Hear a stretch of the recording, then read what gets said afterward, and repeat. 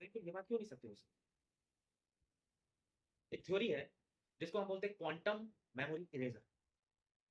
तो उसमें एक तरह की शोध हुई थी कि जो भी पार्टिकल्स होते हैं, वो भी अपने स्वभाव या अपनी चेतना के हिसाब से अपना स्वरूप बदलते हैं, अपने आप को बदलते हैं। अपनी मेमोरी के हिसाब से वो चलते हैं। एक छोटा-छोटा सा बिल्कुल जो तुम्हारे शरीर का या इस कण का या इस पृथ्वी का जो सबसे छोटा छोटे से छोटा कण भी होगा, वो भी बदलता है। वो भी अपनी एक मेमोरी रखता है। वो भी अपने पास्ट को बदलता है, अपने फ्यूचर को बदलता है, अपने पुनरावलोकन को बदलता है। उसी से वो मेमोरी इकट्ठा करता है, उसी से अपनी वो मानसिक शक्ति या मानसिक अवस्था प्राप्त करता है। उसी के अंदर उसके माध्यम से एक मेमोरी आती है। तो वो पास्ट को भी खींच सकता है, पास्ट की भी मेमोरी को खींच सकता है अपने अंदर से और उसे हटा भी सकता है। ये दोनों अवस्थाएँ हो सकती हैं। इसलिए जो चराचर जगत है, ये पूरा जो ब्रह्मांड है, ये ऊर्जा का जो पूरा संसार है, ये अपने आप में चैतन्य है। इसलिए जब तुम शिवत्व की बात करते हो, तो शिव तो अपने आप में चैतन्य है।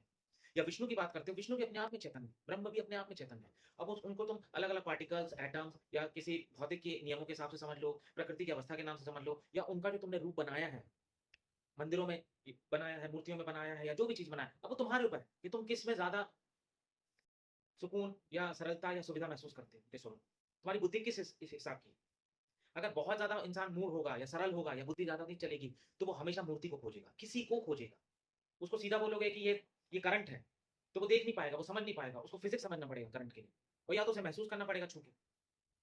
लेकिन फिर भी उसे करंट दिखाना होगा तो हो सकता है उसके लिए कोई अलग से प्रोजेक्शन बनाना पड़ेगा, उसको एक ट्यूबलाइट लगानी पड़ेगी और उस ट्यूबलाइट को उसको फोकस कराना पड़ेगा और उससे बोलना पड़ेगा इसमें जो लाइट जल रही है, ये ध्यान रखना ये लाइट जो है ट्यूबलाइट की है लेकिन ट्यूबलाइट से जो जल रहा है, ट्यूबलाइट जिसके कारण जल रहा है, वो वास्तव में एनर्जी है या फिर करंट है।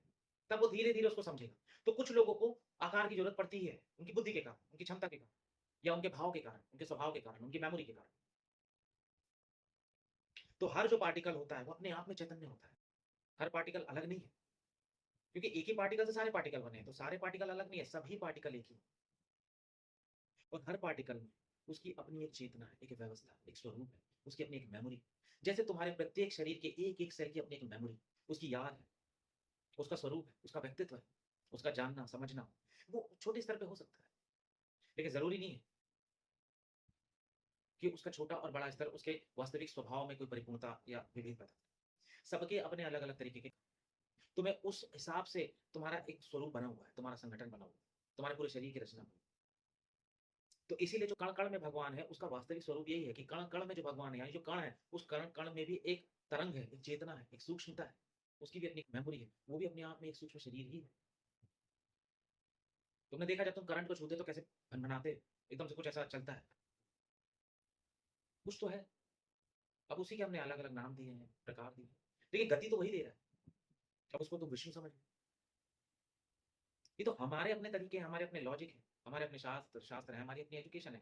देखिए पढ़ाई हम यहाँ जो एमबीबीएस की कर रहे हैं, वही पढ़ाई, वही शरीर की संरचना है, वही जो भी उसकी उससे रिलेटेड जितनी भी किताबें हैं, चाहे वो बायोलॉजी की हो, माइक्रोबायोलॉजी की हो, चाहे पैथोलॉजी की हो, चाहे कुछ भी हो, वो सारी की किताबें हो सकता है अलग फॉर्म में विदेशों में भी हो, वो अलग तरीके से पढ़ रहे हो, लेकिन पढ़ वो वही बेस मटेरियल रहे हैं, जो तुम यहाँ पे पढ़ रहे हो। हो सकता है आज तुम्हारे पास जो दवाई है डोलो नाम की, वो पैरासिटामोल का बेस हो, लेकिन वहाँ पे भी पैरासिटामोल बिक रही होंगी, लेकिन हो सकता है किसी और कंपनी का। तुम यहाँ पे हो सकता है कि बुखार के लिए तुम चिरायता पी रहे हो या होम्योपैथी ले रहे हो, लेकिन ये स्वरूप अलग-अलग हो सकता है ना, बस बेस मटेरियल तो मेडिसिन का ही है। तो इसीलिए जो यदि जब कहते हैं कि कण-कण में परमेश्वर है, ईश्वर है, तो वो है। उसकी चेतना से अपनी चेतना को मिलाना पड़ता है क्योंकि वही चेतना तुम्हारे अंदर भी बह रही है। अब वो चेतना का स्वरूप बड़ा हो सकता है, छोटा हो सकता है, कैसा हो सकता है, जैसे-जैसे उसने अपने शरीर को धारण कर रखा है। बस उसके जो वास्तविक स्वरूप, उसके जो वास्तविक रस, उसका जो वास्तविक स्वभाव है या वास्तविक स्थिति है या उसकी गहनता है या अस्तित्व की जो परम से परम गहराई है, उसी में समा जाना, उसी में हो जाना, वही आनंद है। उसमें हो जाना, ठहर जाना, रुक जाना, वही पारमात्मिक है, वही परमात्मा है, वही तुम हो, उसी की बूँद हो तुम, उसी में मिल जाओगे।